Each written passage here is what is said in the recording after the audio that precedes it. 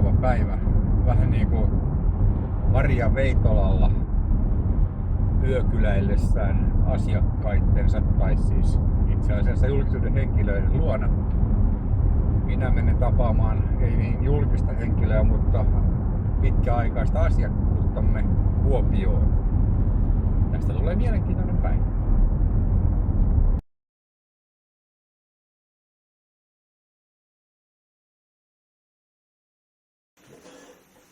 Hei vaan ja tervehdys kaikille.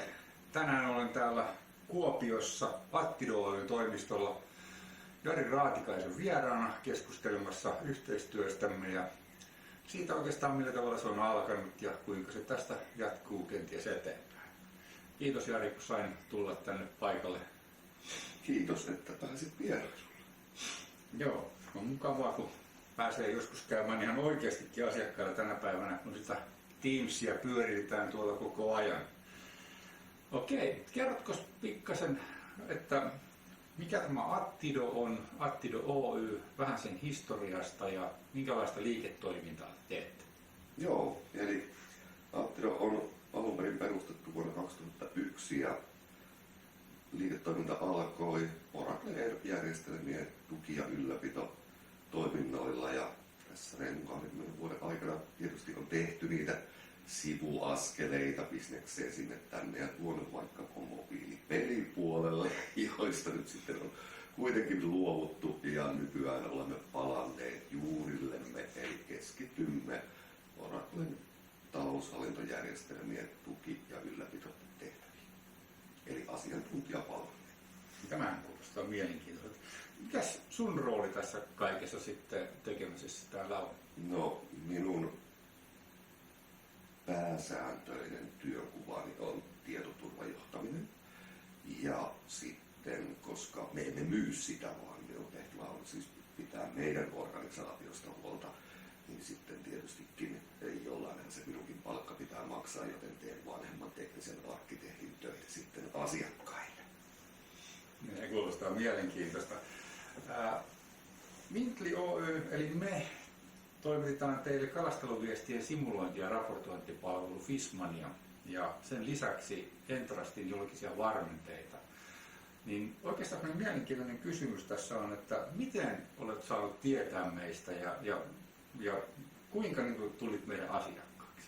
No, tämä kaikki varmaan alkaa sieltä 15 vuoden takaa, kun yhdessä koulun penkillä istuttiin ja sitä kautta henkilökohtainen tuttavuus syntyi.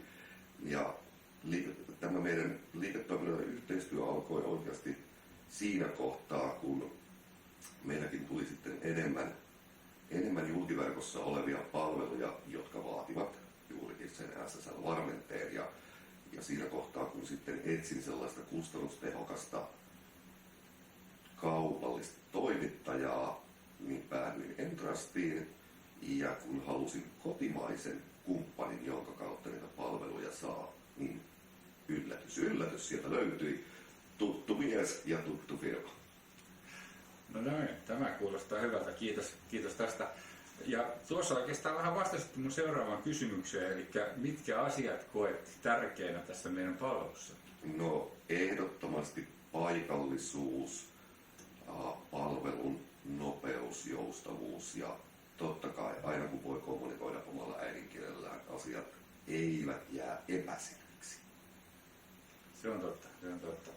Kiva kuulla, että palvelu on toiminut hyvin. Kaikissa palveluissa tulee kuitenkin jonkinnäköisiä haasteita aina vastaan, niin pystytkö nostamaan jonkun tuolta meidän palveluista? No, se on sama ongelma kuin kaikkialla muuallakin nykyhektisessä maailmanmenossa. Me kuvitellaan, että sähköposti on pikaviestijärjestelmä. Ei ole. Siitä on viivettä, mutta teidän kohdalla se ei ole ongelma, koska jos sähköpostiin ei reagoida, niin sitten soittaa puhelimella perään ja 2 minuuttia ja homma on hoidossa. Voi, kiitos. Joo, tämä olikin vastaus oikeastaan seuraavaan kysymykseen, niin kun ajattelin kysästä, että miten näitä haasteita sitten on mahdollisesti selvitetty, ja tuossahan se tuli jo julki, siihen olemme pyrkineet. Miten tämä meidän yhteistyö on vaikuttanut sinun mielikuvaan meidän brändistä? Hirvittävän hyvä kysymys. Se on varmaankin pysynyt entisellään tai ehkä siitä jopa kirkastunut. Ja niin kuin todettua, että olen tyytyväinen palveluun, jota teiltä saadaan. Fishmani on mielestäni hyvinkin hintalaatusuhteeltaan oivallinen palvelu ja se on oikeasti auttanut meidän organisaation organisatorista kykyä elää yhä vaarallisemmassa kybermaailmassa.